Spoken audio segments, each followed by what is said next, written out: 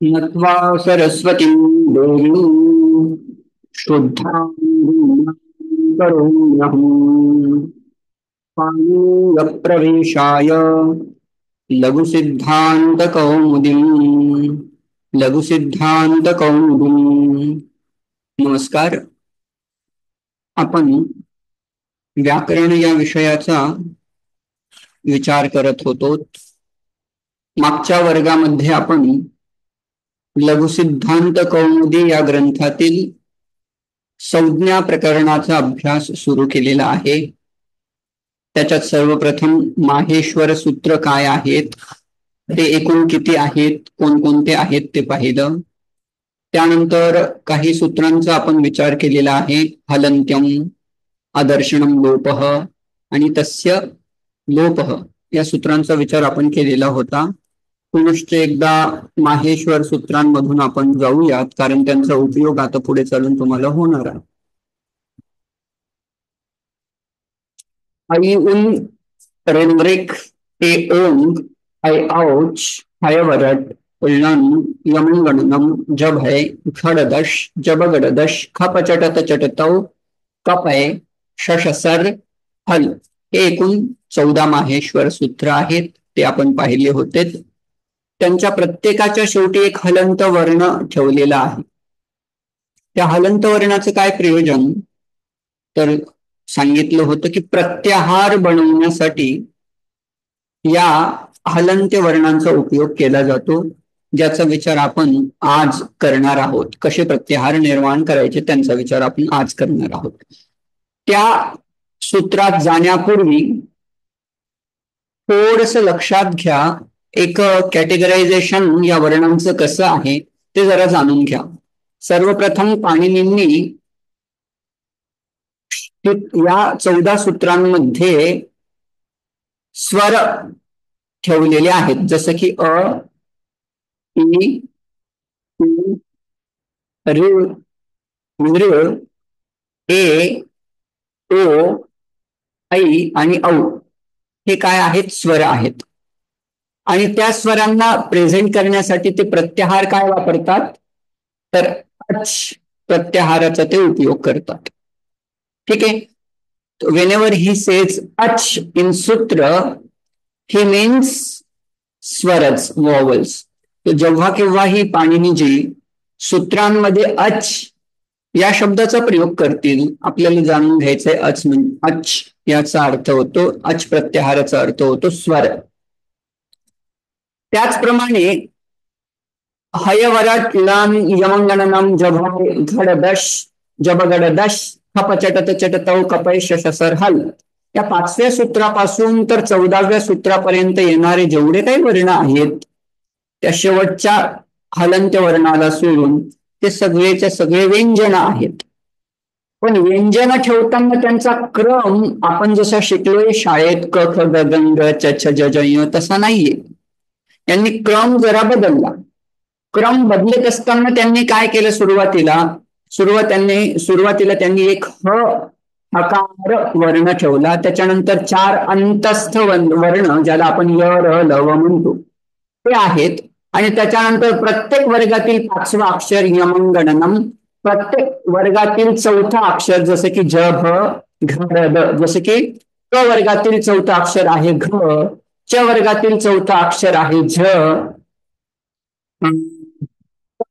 4थं अक्षर आहे भ, ट वर्गातील 4थं अक्षर आहे ढ, असं प वर्गातील 4थं अक्षर आहे भ, असं प्रत्येक वर्गातील 4थं अक्षर हे 8व्या आणि 9व्या सूत्रामध्ये ठेवले.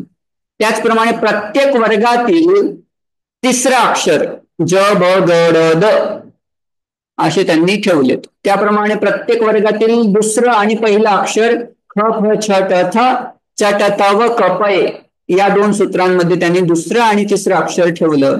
आणि नंतर उष्म वर्ण, ज्याला आपण श श स हे म्हणतो, असे त्यांनी प्रत्येक वर्गातील 5वं, 4थं, 3रं, 2रं आणि 1लं आणि शेवटी श श स हे वर्ण ठेवलेत. आणि शेवटी पुन्हा एक हकार ठेवला. अशी रचना केली. ही रचना पण करत असताना त्यांचं काहीतरी प्रयोजन आहे. ज्या वेळेला ते हर्ष हकारापासून तर या तालव्य शकारापर्यंत हश प्रत्याहार करतात. यामध्ये येणारे जेवढेच्या जेवढे वर्ण आहेत ते सगळे मृदू व्यंजन आहेत, त्यांना सॉफ्ट कॉन्सोनंट म्हणतात. तर सॉफ्ट कॉन्सोनंटला एकत्र ठेवण्यासाठी त्यांनी हयवरट लन यमंगणनम जभय घडदश जब गडदश इथपर्यंत हे काही सूत्र ठेवलेत.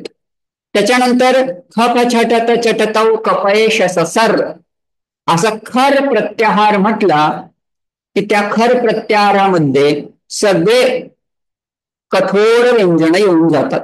ही एक जरा कॅटेगरी तुम्ही लक्षात ठेवा. ठीक आहे. सुरुवातीला स्वर प्लस मृदू व्यंजन आणि शेवटी सॉफ्ट कॉन्सोनंट हे त्यांनी ठेवलेत. आता हे पाहत होतो आपण, सूत्र पाहून झालेत आपले की हलंत्यम वगैरे. हलंत्यम म्हणजे काय? इत संज्ञा करणारे एक सूत्र आहे. प्रत्येक आदेशाच्या शेवटी, उपदेशाच्या शेवटी येणारा जो काही हल वर्ण असेल त्या हल वर्णाची पाणिनींनी इत संज्ञा केली. एक नाव दिलं त्यांना इत म्हणायचं. जसं की महेश्वरांपासून आलेला हा उपदेश आहे, रंगरेख यांना उपदेश पण म्हणता येतं. ठीक आहे. आता त्या उपदेशाचा अंत्यवर्ण जर व्यंजन असेल तर हलंत्यम या सूत्राने त्याची इत संज्ञा होते. आता याच्यातला रंगरेख याच्यातला क, ए ओम याच्यातला अंग, ए औच आई औच याच्यातला च, हयवरट याच्यातला ट, अशा प्रत्येक हलंत वर्णाची इत संज्ञा होते हलंत्यम सूत्रांनी. आता इत संज्ञा केली त्यांचं प्रयोजन काय? म्हणतात तस्य लोपः. ज्या ज्या वर्णाची एत संज्ञा झालेली आहे तस्य तस्य वर्णस्य तस्य इतः म्हणजे ए संज्ञकस्य लोपः स्यात्, त्याचा लोप हो. आता लोप हो म्हणजे नेमकं काय हो? तर त्याच्यासाठी हे वरचं सूत्र जरा लक्षात घ्यायचंय. अदर्शनम लोपः. लोप याचा अर्थ नष्ट होणे असा नाही. लोप होणं याचा या व्याकरणामध्ये अर्थ होतो तो वर्ण विद्यमान असून दिसून न येणं किंवा त्याचं उच्चारण न होणं, त्याला लोप अशा शब्दाने त्यांनी सांगितलंय. व्याख्या करताना म्हटले विद्यमानस्य किंवा प्रसक्तस्य अदर्शनम लोपः. म्हणजे ते वर्ण विद्यमान आहे पण आपण सध्या उच्चारण करत नाही. जसं की ऐऊन असे ज्या वेळेला आपण म्हणत आहोत त्यावेळेला अ इ उ या वर्णांचं ग्रहण करायचं आणि नकाराचा जरा त्याग करायचा. त्याची गरज नाही. त्याचं अदर्शनम आहे, त्याचं अनुच्चारण आहे, म्हणजे त्याचा लोप झालेला आहे. ठीक आहे. आता तस्य लोपः इथपर्यंत आपण सगळं पाहिलं. या सूत्रापर्यंत मागच्या वर्गामध्ये मी एलॅबरेट केलं होतं. आता मागच्या क्लासमध्ये आपण म्हणत होतो की प्रत्याहार प्रत्याहार प्रत्याहार हे शब्द वापरत होतो. प्रत्याहार म्हणजे काय? संक्षिप्तीकरण. आता ते संक्षिप्तीकरण कसं करायचं ते शिकवणारं पुढचं सूत्र आहे. आदिरंतेन संहिता असं सूत्र आहे. सूत्राचा अर्थ खूपच छान आहे आणि छोटा आहे, लक्षात घ्या. अंतेन पिता सहित आदि ही मध्यगान स्वस्य च संज्ञा स्यात् यथा अन इति. आता थोडस हे सूत्र लक्षात घेण्यासाठी तुम्हाला थोडं लिहून दाखवतो मी.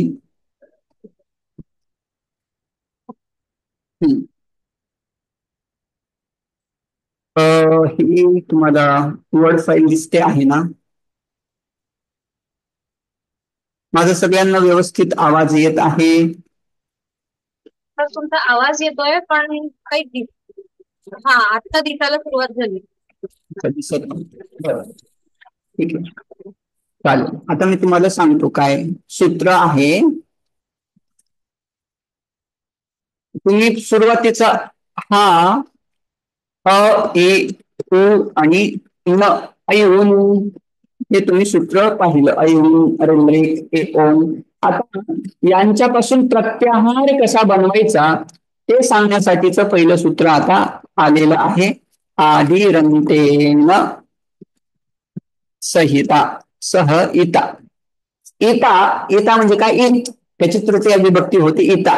जसं की भगवत शब्दाची तृतीय विभक्ती होती भगवता, जगत शब्दाची जगता, त्याप्रमाणे इत या शब्दाची तृतीय विभक्ती एक वचन होते इता. इतासह, पण कुठल्या इतासहित? अंतेन इतासहित. म्हणजे काय, ज्या वेळेला प्रत्याहार बनवायचा असेल त्यावेळेला काय करायचं? कुठल्या तरी उपदेशाच्या अंती विद्यमान जो इत संज्ञक वर्ण असेल त्या इत संज्ञक वर्णाच्या सहित आदी जे विद्यमान वर्ण आहे आदीही तथा मध्यगानाम त्याच्यामध्ये येणारे जेवढे काही वर्ण आहेत त्या सगळ्यांना एक नाम देऊन टाकायचं, एक संज्ञा देऊन टाकायची. काय? जसं की यांना आम्ही काय म्हणणार आता? अन असं म्हणणार. ज्या ज्या वेळेला मी अन असं म्हणेल मला कशा कशाचं ग्रहण करायचं? आदिही मध्यगानाम, आदिवर्ण. आणि म्हटलं की त्याचा आदिवर्ण याचं ग्रहण करायचंय आणि त्याच्या मध्यभागी येणारे जे काही वर्ण आहेत त्यांचं ग्रहण करायचंय. फक्त इकार ज्याची ईद संज्ञा झालेली आहे जो हलंत वर्ण आहे त्याला काउंट करायचं नाही, फक्त म्हणायचं पण काउंट करायचं नाही. ज्या वेळेला मी अन म्हणतो ना, अन प्रत्याहारामध्ये एकूण किती वर्ण येत आहेत? 3 वर्ण आहेत. त्याचप्रमाणे अच असा जर प्रत्याहार मी तुम्हाला सांगितला तर या अच प्रत्याहारामध्ये तुम्ही कुठल्या कुठल्या वर्णाला काउंट करणार? तर आपल्याकडे सध्या सूत्र विद्यमान आहेत, सांगतो मी. अ इ तुम्ही बोलू शकतात ऍक्च्युली. रेलरेक ए ओम आई औच इथपर्यंत. आता यांना जरा ग्रुप करूयात आपण. हा एक ग्रुप, हा दुसरा ग्रुप, हा तिसरा ग्रुप आणि हा चौथा, आणि पुढे चालून पण काहीतरी होते. पण सध्या आपली गाडी कुठून तरी निघणार आहे. अ या वर्णापासून निघेल तर चकार पर्यंत थांबेल. तर काय करायचं? अ इ उ यांना काउंट करायचं. रिल रे या दोघांना काउंट करायचं. ए औ यांना पण काउंट करायचं. आणि आई औ, ए ओ आणि आई औ यांना काउंट करायचं, शेवटचं सोडून द्यायचं. ते कशाने सांगितलं? म्हणतात अंतेन इता सह. अंत्ययित कोण आहे? चकार. ज्यावेळेला मी अच प्रत्याहार म्हणत आहे, अच प्रत्याहारामध्ये हलंत्य आम्हाला कोण मिळाला? चकार मिळाला. त्या हलंत्य वर्णासहित मी काय करणार? आदी तस्य ग्रहणम मध्यगानाम. म्हणजे काय? आदी वर्ण अ आणि त्याच्या मध्यभागी येणारे जेवढे काही वर्ण आहेत मग पूर्ण इकार उकार असेल, ऋकार लकार असेल, एकार ओकार असेल, ऐकार औकार असेल, या सगळ्यांचं ग्रहण अच या प्रत्याहाराने होतं. त्याला अच अशी एक नवीन संज्ञा मिळते. आता कळलं तुम्हाला? आता अच म्हटलं की तुम्हाला लक्षात येईल की अ पासून सुरू केल्यानंतर चकार येईपर्यंत मध्यंतरी येणारे हलंत वर्णांना सोडून द्यायचंय, कारण त्यांनी चकाराचा प्रयोग साक्षात केलेला आहे, मध्यंतरी नकाराचा वगैरे प्रयोग केलेला नाही किंवा ग किंवा क याचं वर्णन केलेलं नाही. त्याच्यामुळे ते फक्त एक स्थान निर्देश करून देण्यासाठी असतात, त्यांचा उपयोग काउंट करताना करायचा नाही.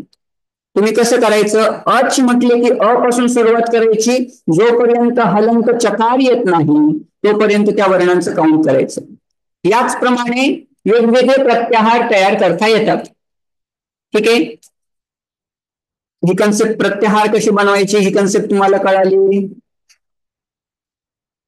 कळाली असेल तर तुम्हाला अभ्यासासाठी जरा या पानावर गेलात तर वेगवेगळे प्रत्याहार दिलेले आहेत. जसं की अख म्हटलं की तुम्हाला काउंट करता आलं पाहिजे. अख या प्रत्याहारामध्ये काय काय येतं? आणि 5 वर्ण येऊन जातात. अच म्हटलं की त्याच्यात संपूर्ण स्वर येऊन जातात. अट म्हटलं की काय काय येऊन जाईल? अट म्हटलं की अ पासून सुरुवात होईल तर ट पर्यंत थांबायचं. जसं की ऐ उन रंग रेक ए ओंग आई आऊट आणि हयवरट, तिथे त्या टकारापर्यंत तुमची गाडी जायला पाहिजे. त्याचप्रमाणे वेगवेगळे प्रत्याहार तुम्ही बनवा. चार प्रत्याहार म्हटले की चटत चटत चटताऊ कपाय शशसर तिथं रकारापर्यंत थांबायचं वगैरे, हे सगळे प्रत्याहार तुम्ही प्रॅक्टिस करा. आता त्यांनी काय सांगितलं होतं, प्रत्याहार बनवणारं हे सूत्र सांगितलं. कशी बनवायची? अंतिम जो एत आहे त्या एत वर्णासहित आधी येणारा जो वर्ण आणि त्याच्या मध्यभागी येणारा जो वर्ण आहे ना, त्या सगळ्यांना मिळून त्याची कुठलीही संज्ञा होते. जसं की अन म्हटलं की अ इ उ हे काउंट करणार, याचप्रमाणे ए उ वर्णांना संज्ञा. अन म्हटलं की इ उ अ इ उ यांची ती संज्ञा झाली, अन अशी संज्ञा झाली. एवं अशा प्रकारे अच म्हटलं की अ इ उ र ऋ ए ऐ ओ औ यांची तिथं अच अशी संज्ञा झाली. हल म्हटले की सगळे व्यंजन आलेत आणि अल म्हटले की सगळेच्या सगळे वर्ण येऊन गेलेत, अ पासून तर डायरेक्ट हल पर्यंत, ल पर्यंत. ठीक आहे.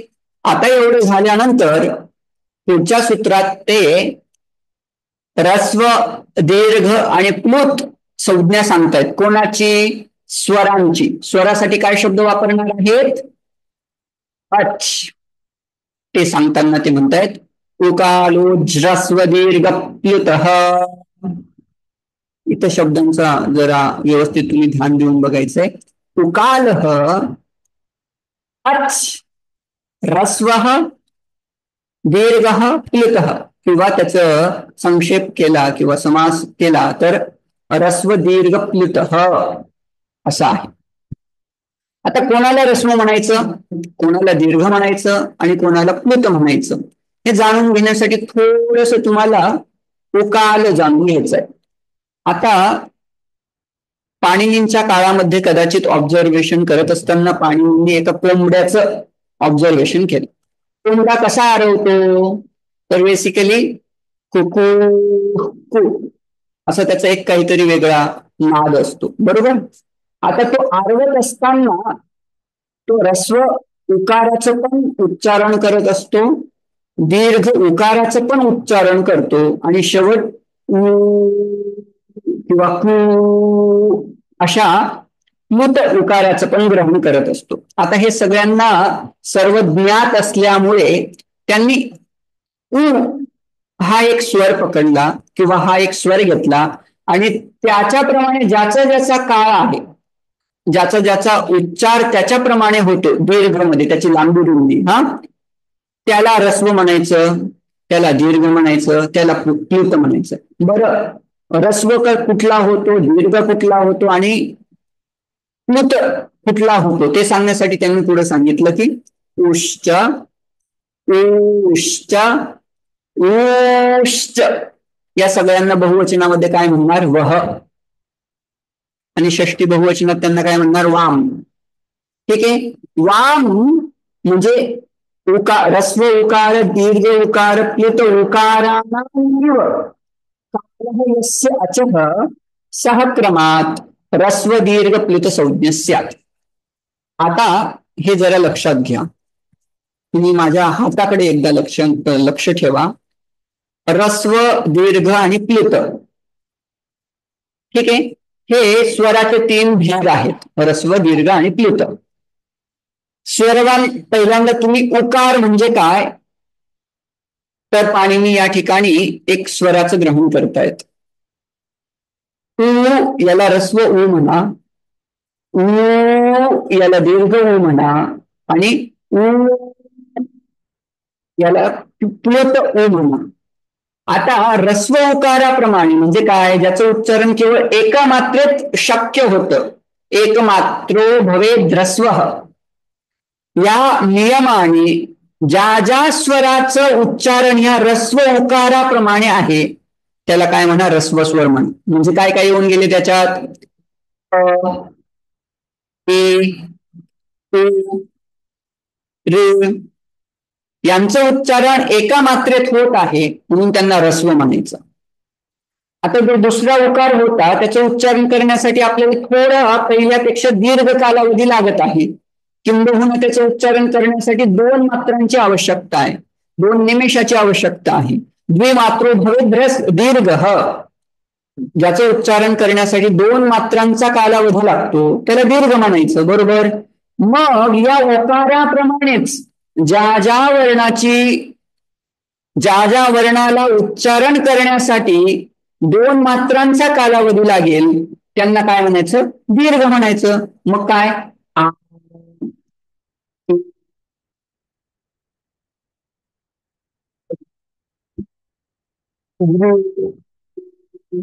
आई,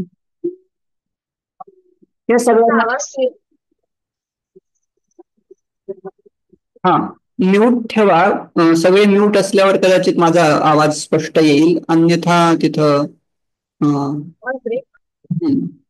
ठीक आहे, म्यूट ठेवा तोपर्यंत, आणि जर फारच समस्या असेल तर ते पण मला सांगा. ठीक आहे. दीर्घ कळाला म्हणजे काय, दीर्घ होकार ज्या ज्या स्वराचा उच्चार दीर्घ होतो त्याला दीर्घ स्वर म्हणून टाका. प्लुत ओ कसा सांगितला, ज्याचं उच्चारण करण्यासाठी 3 पेक्षा अधिक मात्रांची कालावधी लागत असेल त्याला प्लुत म्हणायचं. मग असे प्लुत स्वर कोणकोणते असू शकतात, बेसिकली सगळेच्या सगळे स्वर हे प्लुत होऊ शकतात. तसाच आ, ज्यांचं उच्चारण करण्यासाठी ती 2 पेक्षा अधिक मात्रे लागत असतील ना त्या स्वरांना काय म्हणायचं, प्लुत स्वर म्हणायचं. याचं फेमस उदाहरण म्हणजे हे जे उच्चारण करतो ना या स्वराला, ओ स्वराला प्लुत स्वर म्हणतात. अशा सगळ्या स्वरांची प्लुत संज्ञा होऊ शकते असं त्यांनी सांगितलं. आता तुम्हाला ऱ्हस्व दीर्घ प्लुत कळलं. त्यांनी सांगितलं होतं काय, उकाराप्रमाणे कसा, ऱ्हस्व उकार, दीर्घ उकार आणि प्लुत उकार, या उकारांप्रमाणे ज्या ज्या स्वरांचा कालावधी असेल त्या त्या कालावधीला क्रमाने तुम्ही काय म्हणायचं, ऱ्हस्व म्हणायचं. म्हणजे ऱ्हस्व उ प्रमाणे ऱ्हस्व अ असेल, ऱ्हस्व ई असेल, ऱ्हस्व ऋ असेल, त्यांना पण ऱ्हस्व दीर्घ प्लुत असं क्रमाने त्यांच्या कालावधीप्रमाणे तुम्हाला त्यांना ही नावं द्यायची आहेत. हे नाव देऊन झाल्यानंतर एकाच स्वराचे आता 3 प्रकार केलेत आपण, ऱ्हस्व दीर्घ प्लुत. म्हणजे काय, अ ऱ्हस्व असतो, आ दीर्घ असतो आणि अ हा प्लुत पण असू शकतो. असे आकाराचे 3 भेद केलेत. इकाराचे, उकाराचे, विकाराचे असे प्रत्येकाचे 3 भेद केलेत. कळलं. आता पुढे सह अच म्हणजे तो स्वर प्रत्येकम उदात्तादि भेदेन त्रिधा, त्याचे पुन्हा 3 प्रकार पडतात. कुठले भेद ते, उदात्त, अनुदात्त आणि स्वरित. बरं, उदात्त अनुदात्त स्वरित कोण म्हणायचं त्याच्या व्याख्या सांगतायत. उच्चैरुदात्त, नीचैरनुदात्त, समाहार स्वरित. म्हणजे काय, उदात्त उदात्त स्वर म्हणजे काय, समजा हा आपला कंठ भाग आहे, समजा हा माझा कंठ आहे आणि हे माझं मुख आहे. या कंठातून निघणारा ध्वनी ज्या वेळेला तालवादी स्थानांना म्हणजे वरच्या भागातून निष्पन्न होणारा जो स्वर असेल ना त्याला उदात्त म्हणायचं. ठीक आहे.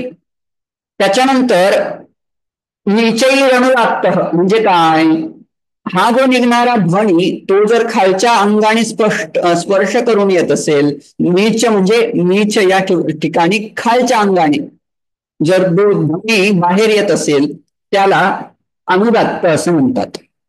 आणि जो स्वर वरच्या भागातूनही येत नाही, खालच्या भागातून येत नाही, पण मध्य भागातून समाहार, त्याला काय म्हणायचं, समाहार. ठीक आहे. तीच व्याख्या खाली जर अजून स्पष्ट केलेली आहे. तालवादिषु ऊर्ध्वभागे निष्पन्न उदात्त म्हणजे काय, वरच्या तालवादी स्थानांकडून येणारा जो ध्वनी असेल त्याला उदात्त म्हणायचं. आणि अनुदात्त म्हणजे काय, तालवादिषु अधोभागे निष्पन्न म्हणजे स्वर, अनुदात्त स्वर म्हणजे काय, तालवादीच्या अधोभागातून निष्पन्न होणारा जो स्वर असेल त्याला अनुदात्त म्हणायचं.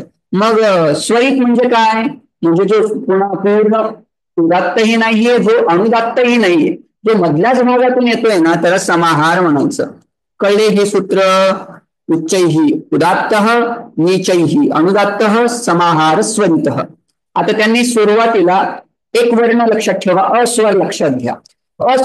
स्वराचे त्यांनी 3 प्रकार केले, ऱ्हस्व दीर्घ प्लुत. हे केल्यानंतर त्या प्रत्येकाचे 3 प्रकार केल्यात. उदात्त पण असतो, अनुदात्त पण असतो, स्वरित पण असतो. दीर्घ स्वरित पण असतो. आणि तो उदात्त पण असतो, अनुदात्त पण असतो, स्वरित पण असतो. असे आकाराचे किती भेद झालेत आता, 1 2 3 4 5 6 7 8 9. ठीक आहे. आता या स्वरांना सध्या तुम्ही नाव द्या अनुनासिक, असे 9 प्रकार हे पडले. आता त्याचेच पुन्हा 9 प्रकार सांगणार आहेत, ते पुढच्या पंक्तीने क्लिअर करतायत. सहा नवविध, म्हणजे आतापर्यंत सांगितलेले जे 9 आकाराचे 9 भेद, त्या नावाचे पुन्हा आता 9 भेद प्रकार पडणार आहेत दुसरे. प्रत्येकम अनुनासिकत्वात, सॉरी, प्रत्येकम अनुनासिकत्व अनुनासिकत्वाभ्याम द्विधा, याचे पुन्हा 2 प्रकारचे भेद पडणार आहेत. ठीक आहे. काय काय ते सांगण्यासाठी त्यांनी सांगितलं, एक तर अनुनासिक आणि अनअनुनासिक, हे जरा लक्षात घ्या. अनुनासिक म्हणजे काय?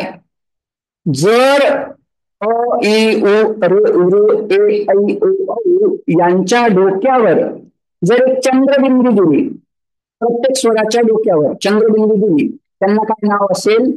अनुनासिक स्वर. ठीक आहे. आणि ज्यांच्या डोक्यावर चंद्रबिंदू नाहीये त्यांना काय म्हणायचं? अनुनासिक स्वर म्हणायचं. आता 9 प्रकार पहिल्यांदा पाहिले होते ना, त्यांचे पुन्हा 9 प्रकार. एकतर हे सगळेचे सगळे अनुनासिक आणि अनअनुनासिक असे 9 + 9 मिळून आकाराचे एकूण 18 प्रकार आहेत. कळले? आता ते कसे, जरा तुम्हाला आकृतीने सांगतो म्हणजे लक्षात येईल.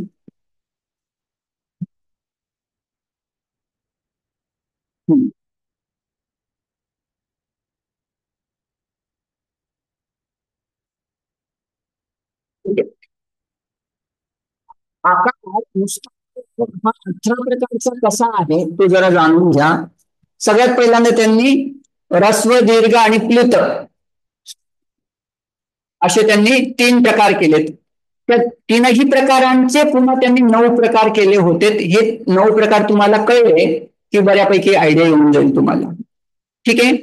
उदात्तानुदात्त स्वरित, ऱ्हस्वाचे, दीर्घाचे उदात्तानुदात्त स्वरित आणि प्लुताचे पण उदात्तानुदात्त स्वरित. आता त्या प्रत्येक उदात्ताचे 2 प्रकार केले, एक अनअनुनासिक अ आणि एक अनुनासिक अ. आता तुम्ही ज्या वेळेला काउंट करताना त्यावेळेला ऱ्हस्व उदात्त अनअनुनासिक अ एक प्रकार, ऱ्हस्व उदात्त अनुनासिक अ दुसरा प्रकार,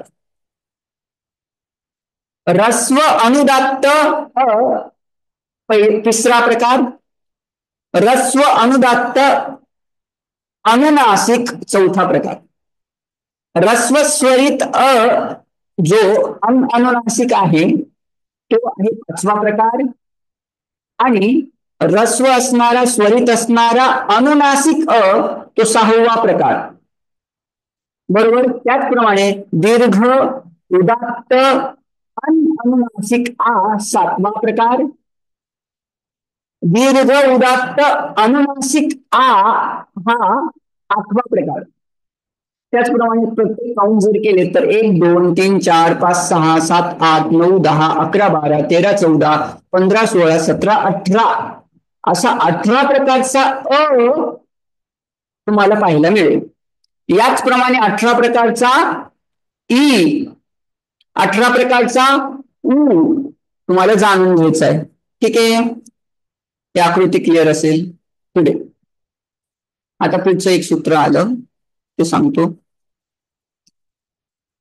पुढच्या स्वरावर आता ह्या पंक्तीमध्ये त्यांनी अनुनासिकत्व अनअनुनासिकत्व असे शब्द वापरलेत. पण आम्हाला प्रश्न पडतो, आम्हाला अनुनासिकच माहित नाही. असं असेल तर आम्हाला नेमकं अनुनासिक म्हणजे काय हे सांगा. असा जर प्रश्न असेल तर पाणिनी म्हणतात मुख नासिका वचनोनुनासिक, म्हणजे काय?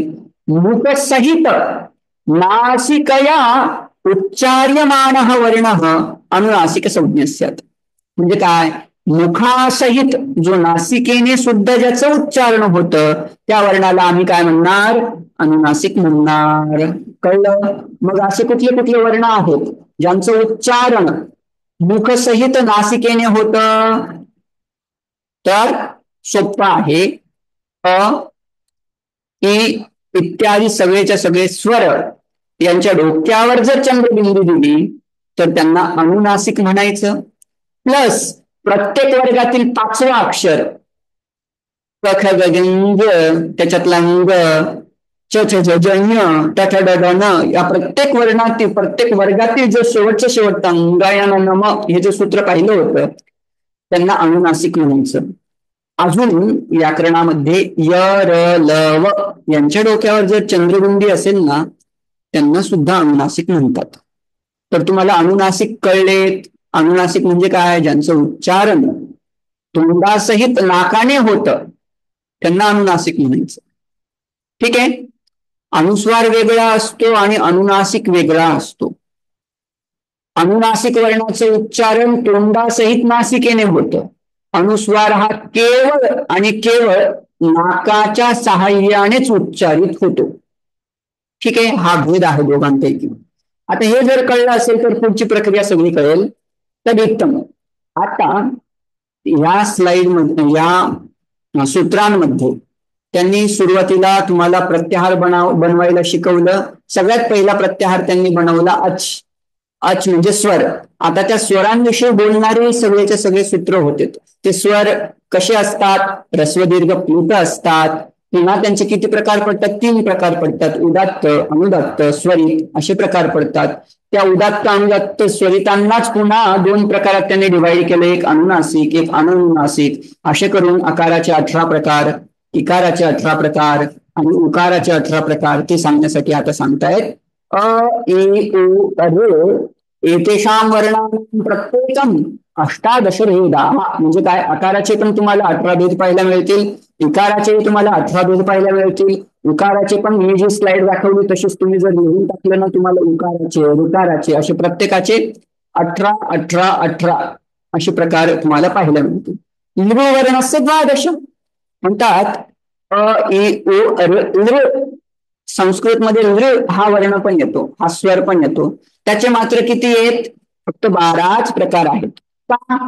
कारण त्यांच्यामध्ये दीर्घ काउंट केला जात नाही. एक तर विकार असेल तो, एक तर ऱ्हस्व आणि प्लुत असे 2 प्रकार. म्हणजे ऱ्हस्वाचे एकूण 6, प्लुताचे एकूण 6 असे मिळून त्याचे फक्त 12 काउंट होतील. दीर्घाला सोडून द्यायचं. एवं एचामपि 12 तेषां ह्रस्व अभावात. ए ऐ ओ औ यांना एच या शब्दाने रिप्रेझेंट केलं जातं. एच एच म्हटलं म्हणजे काय आलं? ए ओन ऐ औच म्हणजे काय? ए ओ ऐ औ. यांचे किती प्रकार आहेत? एकाराचे 12 प्रकार, ओकाराचे 12 प्रकार, ऐकाराचे 12 प्रकार आणि औकाराचे 12 प्रकार. का त्यांचे 12 12 12 असेच का आहेत? कारण त्यांचा ऱ्हस्व नसतो. एकार हा कधीही ऱ्हस्व नसतो. जरी आपण मराठीमध्ये हा छोटा ए, हा मोठा ए असं वगैरे म्हणतात, पण ऍक्च्युली त्यांचा ऱ्हस्व नसतो. ओके. तर एवढं सगळं कळलं. याच्यानंतर सवर्ण संज्ञा करणारं पुढचं सूत्र आहे तुल्यास्य प्रयत्नम सवर्णम. सवर्ण संज्ञा याच्याने होते. कोण कोणाचं सवर्णी आहे असा जर प्रश्न असेल तर म्हणतात ताल्वादिस्थानम आभ्यंतर प्रयत्न इति एतद्वयं यस्य येन तुल्यं तन्नितः सवर्ण संज्ञं स्यात्. जोडी कोणाला म्हणायचं? सवर्णी कोणाला म्हणायचं?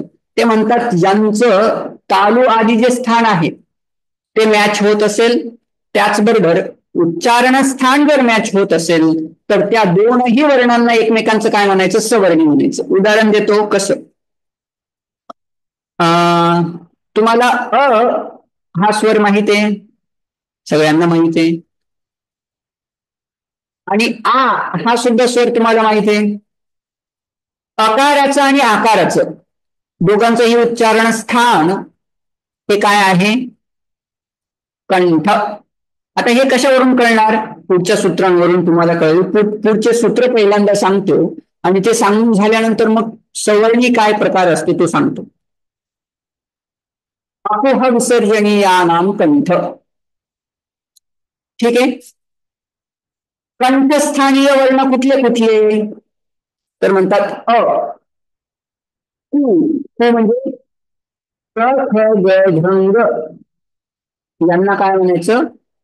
कू असं म्हणायचं. म्हणजे ज्या ज्या वेळेला पाणिनीजी कू या शब्दाचा प्रयोग करतील त्या त्या वेळेला त्या कू शब्दाचा अर्थ करायचा क ख ग घ ङ हे पाचही वर्ण कू या शब्दाने रिप्रेझेंट केले जातात. त्याचप्रमाणे ज्या वेळेला चू म्हणतील चू शब्दाने काय रिप्रेझेंट केलं जाईल च छ ज ज य. तसंच पुणे टठ डन पुणे तथ ददन आणि पू या शब्दाने प फ ब ब म.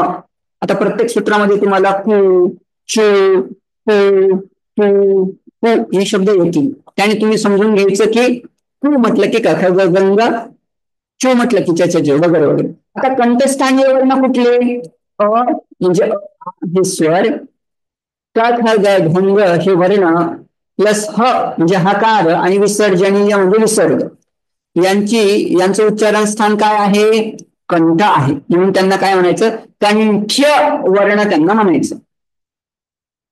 तालू स्थान कोणाचं आहे इचुयशानाम तालू म्हणजे काय ई च छ ज ज यकार आणि शकार यांचं उच्चारण स्थान आहे तालू म्हणून त्यांना म्हणायचं तालव्य वर्ण.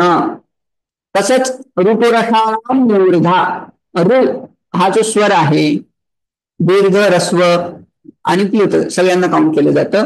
त्या ठाडाना र आणि श या वर्णांचं उच्चारण स्थान आहे. मूर्धा त्यांना मूर्धन्य वर्ण असं पण म्हणतात. ऋतुरसानाम दंता म्हणजे नृ हा स्वर तू म्हणजे तथगदन ल आणि स या वर्णांचं उच्चारण काय आहे स्थान काय आहे दंताहा म्हणून त्यांना दंत्य वर्णाहा असं पण म्हणतात. त्याचप्रमाणे उ उ आणि उपध्मानीय यांचं उच्चारण काय असतं उच्चारण स्थान त्यात ओष्ठ उ याचं उच्चारण ओष्ठाच्या साह्याने होतं.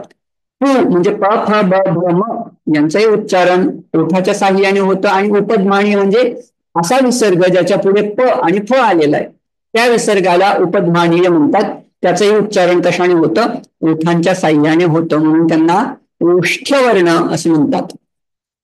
यमंगणनानाम नासिकाच ञ म ङ न न यांचं उच्चारण स्थान काय असतं नासिका. एदयितोः कंठतालु एकार आणि ऐकार ए ऐ यांचं उच्चारण स्थान असतं कंठतालु. यांचं उच्चारण स्थान असतं कंठोष्ठ. वकारस्य दंतोष्ठम वकार हा असं स्पेशल वर्ण आहे ज्याचं उच्चारण दाताच्या साह्याने पण होतं आणि ओठाच्या साह्याने पण होतं. त्याचप्रमाणे जिव्हामूल्यस्य जिव्हामूलम जिव्हामूल्य म्हणजे काय जिव्हाचा अग्रभाग त्या अग्रभागातून मूलम ऍक्च्युली अग्रभाग नाही मूलम म्हणजे त्याचा मूळ भाग आता दाखवता येणार नाही तो त्याच्यापासून ज्याचं उच्चारण होतं त्याला म्हणायचं जिव्हामूलम. जसं की क आणि ख हे ज्या वेळेला विसर्गाच्या पुढे येतील ना त्यावेळेला त्या विसर्गाला जिव्हामूल्य विसर्ग म्हणतात आणि त्याचं उच्चारण करत असताना अक यावेळी तुमच्या जिभेचा जो मूळ भाग इथं असणारा जो जिभेचा मूळ भाग तो आकसला जातो त्याला जिव्हामूल्य म्हणतात. नासिका अनुस्वारस्य अनुस्वाराचं उच्चारण स्थान काय असतं म्हणतात नासिका. आता हे सगळे उच्चारण स्थान त्यांनी सांगितलेत. याच्या व्यतिरिक्त आता आभ्यंतर प्रयत्न आणि बाह्य प्रयत्न हे सांगतील. ज्या ज्या वर्णांचं उच्चारण स्थान समान आहे ज्या ज्या वर्णांचा आभ्यंतर प्रयत्न समान आहे त्यांना परस्परांचं सवर्णी म्हणतात. हे आता मी तुम्हाला अजून एलॅबोरेट करून सांगतो. ही लिंक वापरा. पुढचे 40 मिनिटं आपण पुन्हा याच लिंकने जॉईन होऊयात आणि हे प्रकरण संज्ञा प्रकरण आज संपूया. हीच लिंक असणार. आता तुम्ही पुन्हा एकदा जॉईन होऊ शकता. ठीक आहे तोपर्यंत जोपर्यंत चालेल तोपर्यंत कंटिन्यू करतो मी.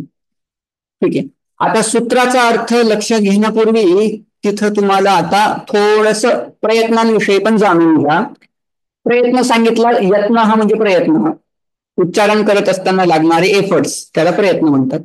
ते 2 प्रकारचा असतो आभ्यंतर बाह्यश्च. एक आभ्यंतर